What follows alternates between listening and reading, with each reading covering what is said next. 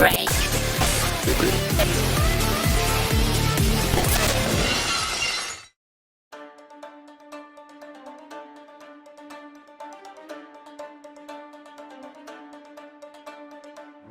Beidou's been helping me ship my fireworks out ever since Inazuma was locked down. I prepared a huge boat-shaped firework just to surprise her. And when the Crux fleet was about to leave, this firework went whoosh right in front of their eyes, straight into the sky. The sailors got such a huge fright. They thought one of their ships had somehow flown off. But Beidou liked that trick very much, saying that it was exactly what a pleasant surprise should be. Very pleasant and a surprise. Fireworks are probably the furthest thing from the eternity that the Shogun pursues. She probably feels that their transient glory has no practical purpose in Inazuma. It's probably something that one who has eternity in their grasp will find hard to comprehend. It is precisely because we mortals are like fleeting shadows that we need to treasure such flickers of beauty. We once discussed matters concerning the summer festival deep into the night. We were both really tired, and I invited her to go take a bath. But when she heard that it involved many people bathing in the same pool, she went red in an instant. That was when I first learned that noble ladies can't use public baths. We cooperate a lot due to work. Unlike people in the other two commissions, she always lets me finish speaking and answers me seriously without showing any impatience. I'd say the word ladylike was practically made just for her. He's quite the talker, and has reasons behind every word that he says. Sometimes it might seem like there's no connection, but as he goes on, everything will eventually dovetail nicely towards a single purpose. It's, quite different from how I do things. I ask him for help whenever I encounter a matter I can't settle. Ayaka once asked me during a ritual at the shrine if I could prepare some fireworks for the Lady Guji's leisure. I thought to myself, isn't the Lady Guji supposed to sit inside the shrine throughout the ritual?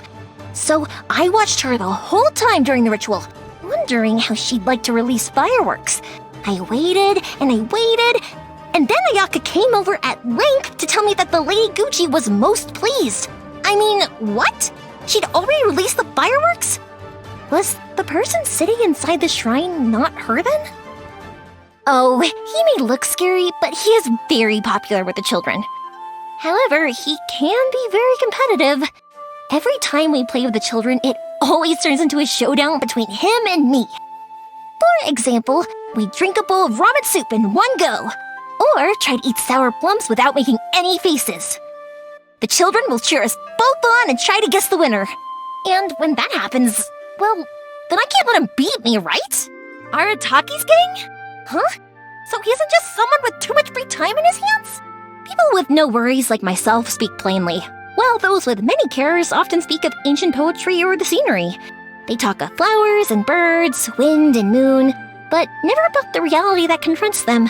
He's got quite the tale to tell, I'm sure.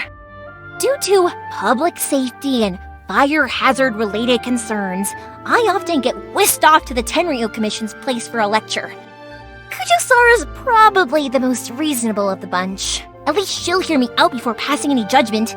If I'm in the right, she'll acknowledge my perspective. And if I'm wrong, then I'll get Thoma to come and help me apologize to her. Let me know if you see her all right.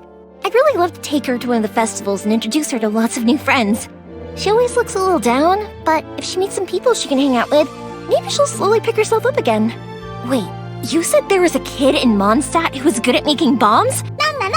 Now, they aren't much different from fireworks.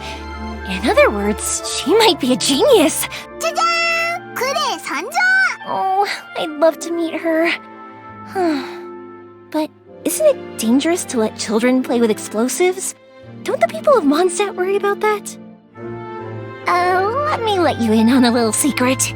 When I first received my vision, I used it as a flint to light fireworks and boil water, before returning home, chucking it into a storeroom, and forgetting all about it. In the end, it was my father who found it and told me that it was a precious item that I should keep safe. At least it didn't get taken back by our dear Archon.